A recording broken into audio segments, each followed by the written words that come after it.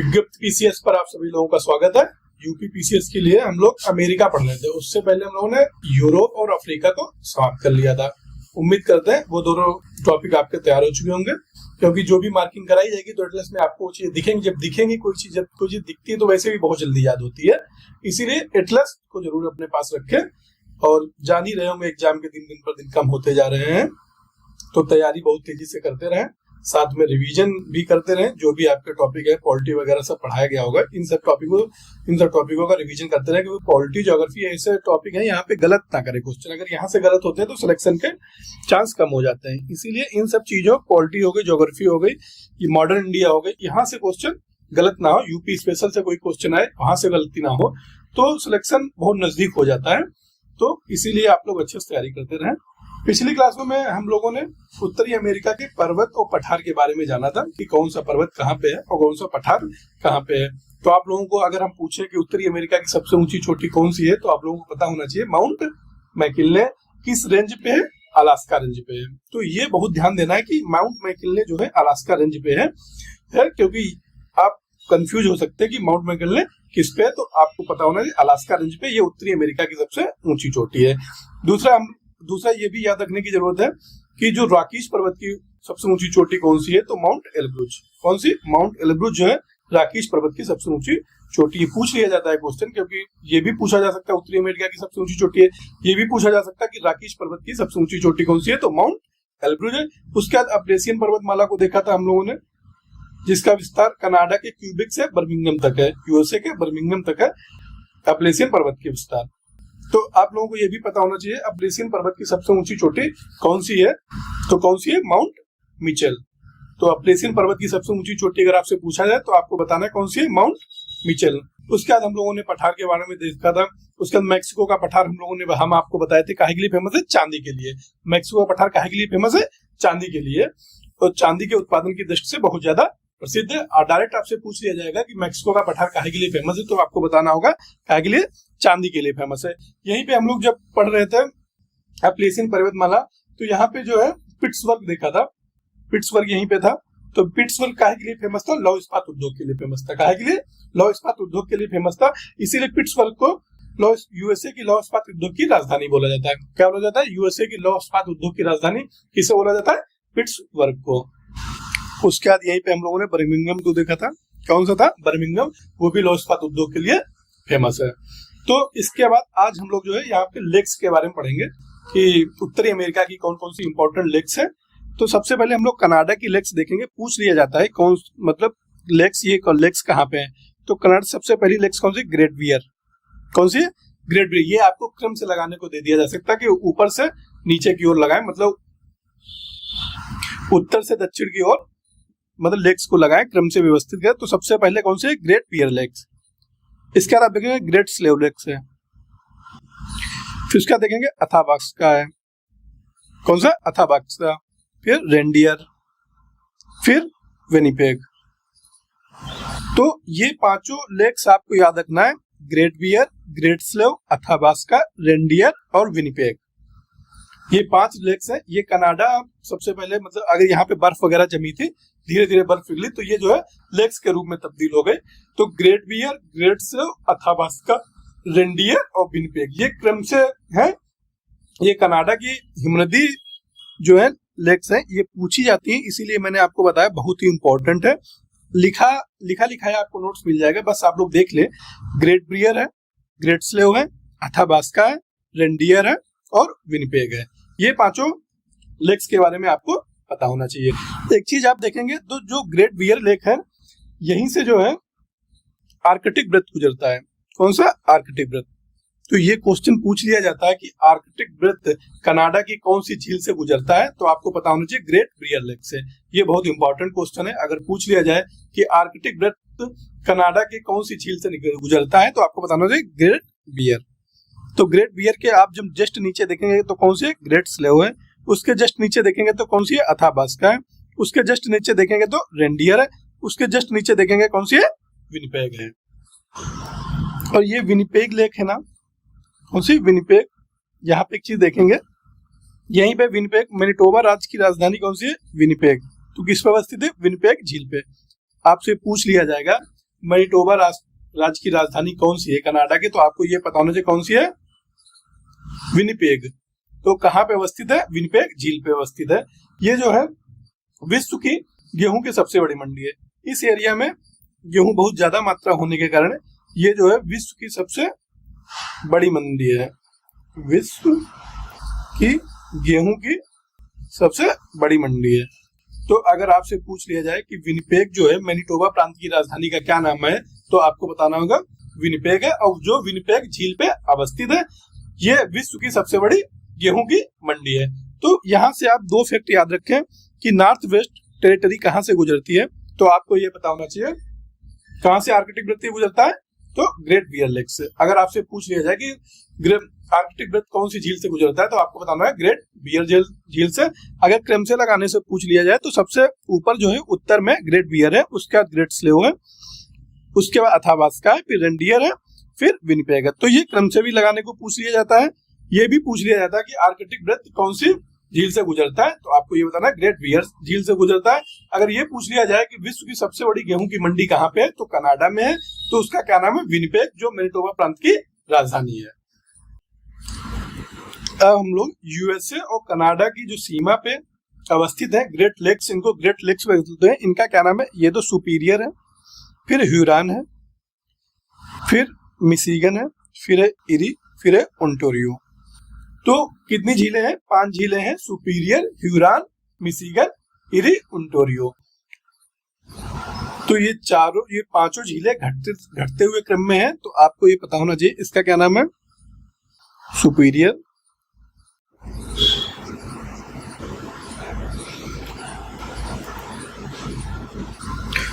तो आप जो ये लेक देख रहे हैं तो ये कौन सी है? सुपीरियर है।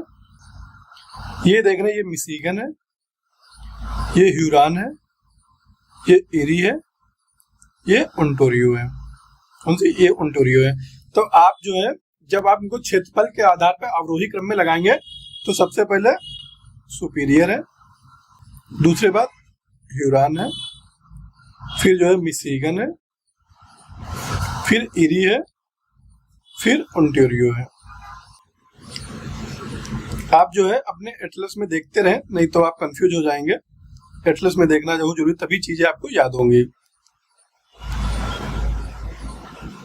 तो कौन सी है? ये सुपीरियर है, ये ह्यूरॉन है, ये मिशिगन है, ये ह्यूरॉन है, ये इरी है, ये ओंटारियो है। सबसे पहले तो आप ये याद रखें, इसमें पूछ लिया जाएगा कौन सी झील पूर्णतः यूएसए में है, तो आपको याद रखना मिशिगन।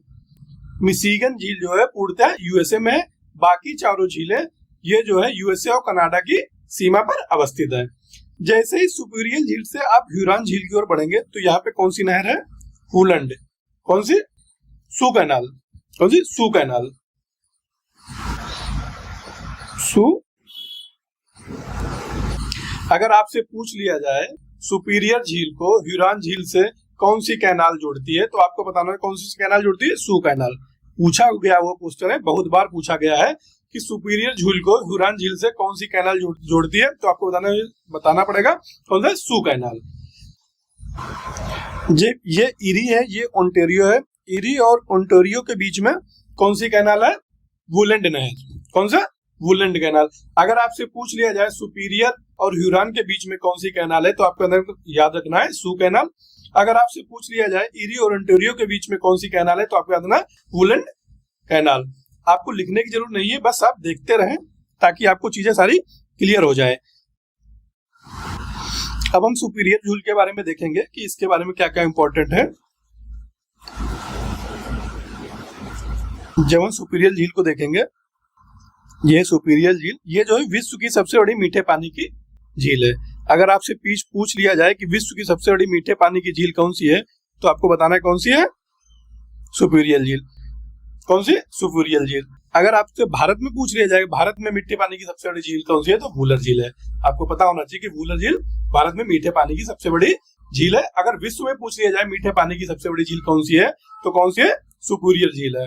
तो आपको याद रखना है विश्व में मीठे पानी की सबसे बड़ी झील कौन सी है? सुपीरियर है। जो सुपीरियर उच्च भूमि है ना यूएसए में, आपसे पूछ लिया जाएगा जो सुपीरियर उच्च भूमि है ना, ये लौह इस्पात की दृष्टि से बहुत ही महत्वपूर्ण है।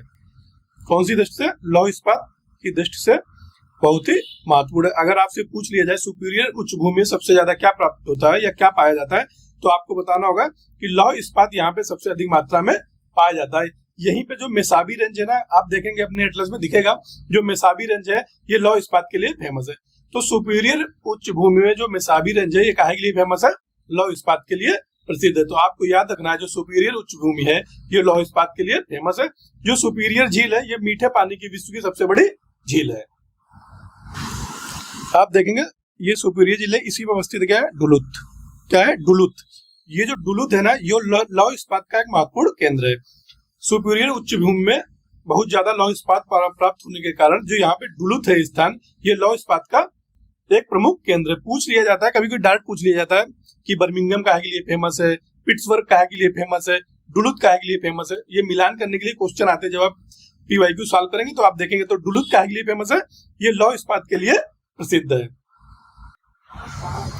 जैसे सुपीरियर झील के आगे बढ़ेंगे तो ये साल्ट सेल्ट मैरी है, ये कनाडा में अवस्थित है। पूछ लिया जाता है कि साल्ट सेल्ट मैरी कहाँ पे अवस्थित है? कनाडा में है।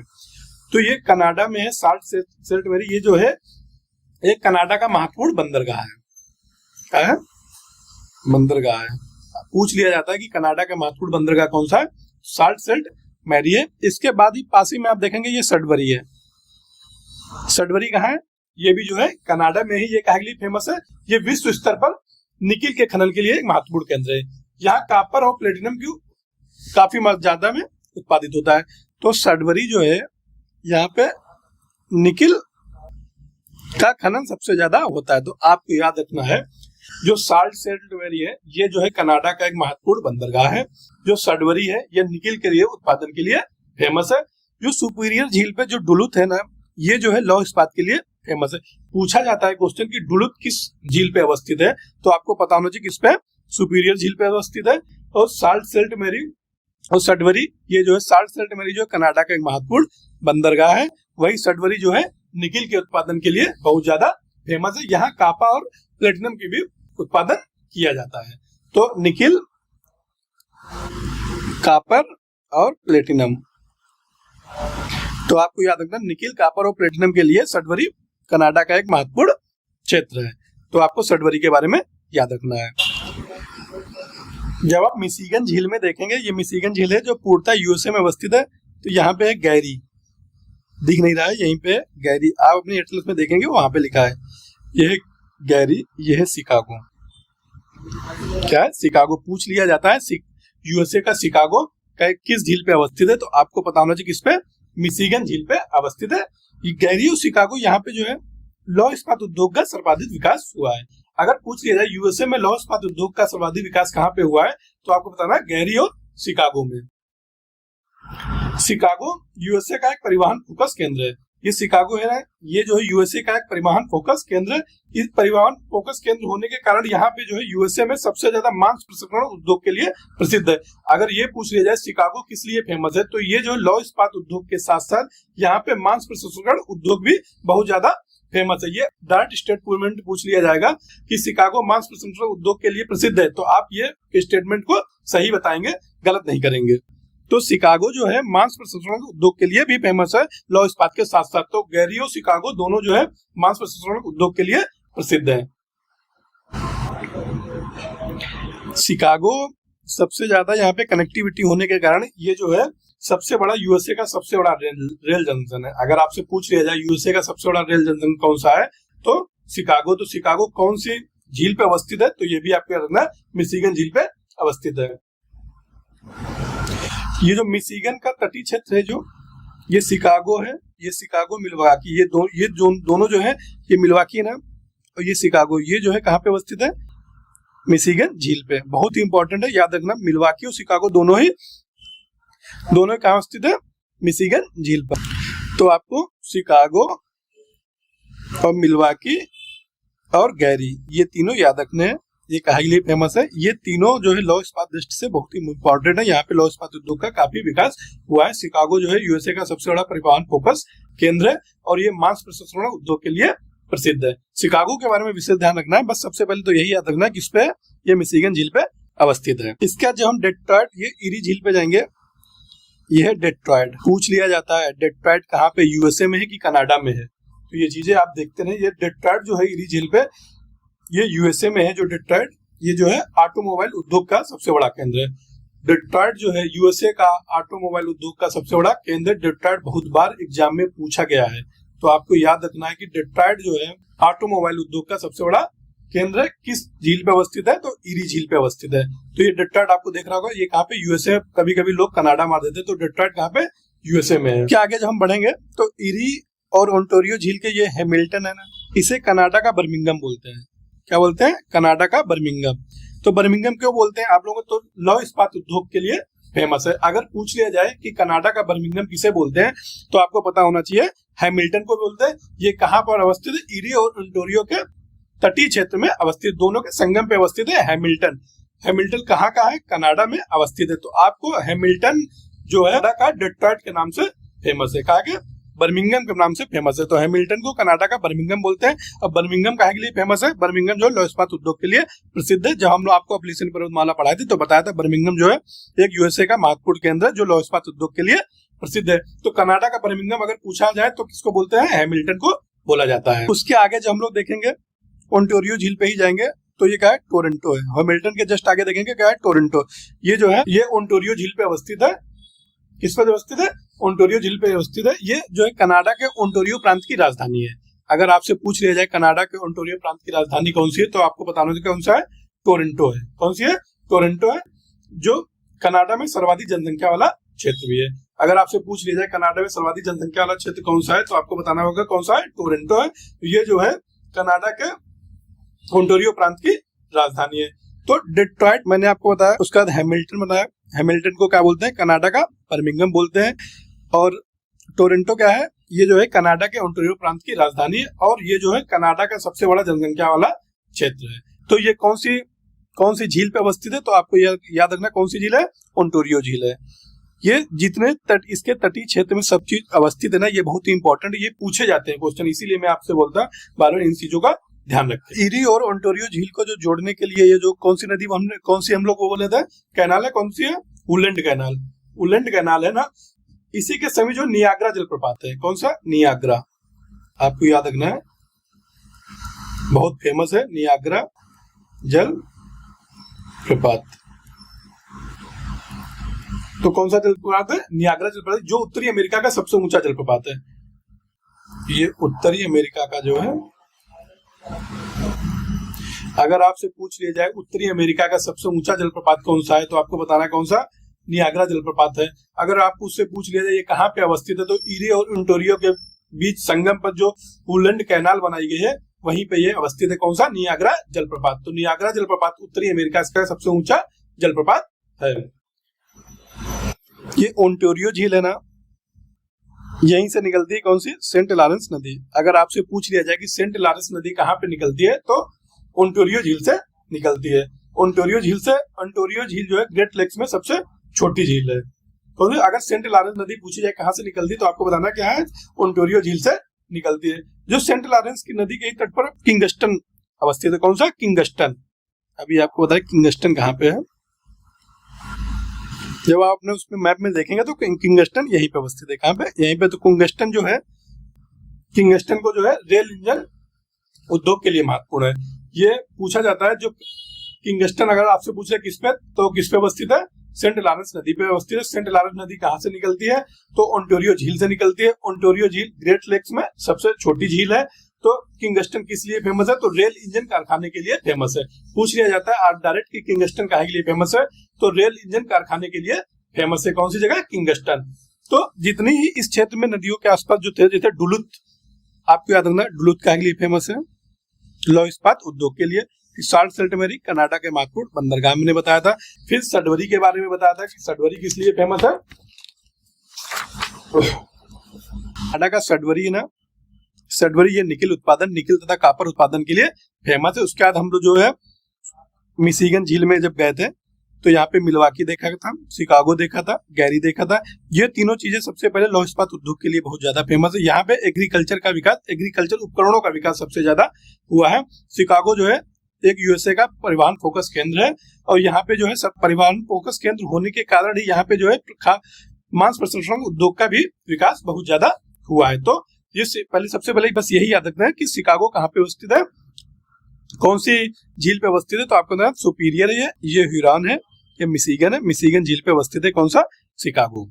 इसके आगे जैसे ही बढ़ेंगे तो हम लोग डेट्रॉइट देखा था, ये डेट्रॉइट है। डेट्रॉइट काहे के लिए फेमस है, ये मोटर गाड़ी उद्योग के लिए फेमस है। डेट्रॉइट के आगे जैसे हम लोग देखे थे इरी और ओंटारियो की सीमा पर कौन सा, हैमिल्टन था। ये काहे के लिए फेमस है, ये कनाडा के बर्मिंघम के नाम से जाना जाता है। बर्मिंघम का मतलब बर्मिंघम इसलिए फेमस है, यहाँ पे लौह इस्पात उद्योग का सबसे ज्यादा विकास हुआ है। अगर पूछ लिया जाए कनाडा के बर्मिंघम के नाम से किसे जाना जाता है, तो आपको बताना होगा कौन सा, हैमिल्टन है। उसके बाद इरी और ओंटारियो झील से निकलने वाली सेंट लॉरेंस नदी है ना, उसी पे अवस्थित है किंगस्टन। तो किंगस्टन का के लिए रेल इंजन के लिए प्रसिद्ध है। तो यही सुपीरियर झील, यही पूरी ग्रेट लेक्स की 5 झीलों आपको याद रखना है, लिखना नहीं है, बस हमने हर चीज आपको बता दी। और पीडीएफ को पढ़ ले, जो हम पीडीएफ डालेंगे तो उसको पढ़ लें अच्छे से, ताकि आपको चीजें सारी क्लियर हो जाएंगी। एक और झील है, जब हम यूएसए के ओटावा प्रांत को देखेंगे, तो ओटावा प्रांत में जब जाएंगे तो देखेंगे यहाँ पे ग्रेट साल्ट लेक है। कौन सा, ग्रेट साल्ट लेक। अगर आपसे पूछ लिया जाए कि ग्रेट साल्ट लेक कहाँ पे है, तो कहाँ पे है, ओटावा में, यूएसए में है। ये पूछा हुआ क्वेश्चन है। तो ओटावा प्रांत की राजधानी साल्ट लेक सिटी जो है इसी झील पे अवस्थित है। अगर आपसे पूछ लिया जाए कि ओटावा प्रांत की राजधानी साल्ट लेक सिटी किस झील पे अवस्थित है, तो आपको किस पे बताना है, ग्रेट साल्ट लेक पे। तो ग्रेट साल्ट लेक पर जो है ओटावा प्रांत की राजधानी साल्ट लेक सिटी अवस्थित है। तो ये सारी जो झीलें हैं, सारी उत्तरी अमेरिका की झीलें थी।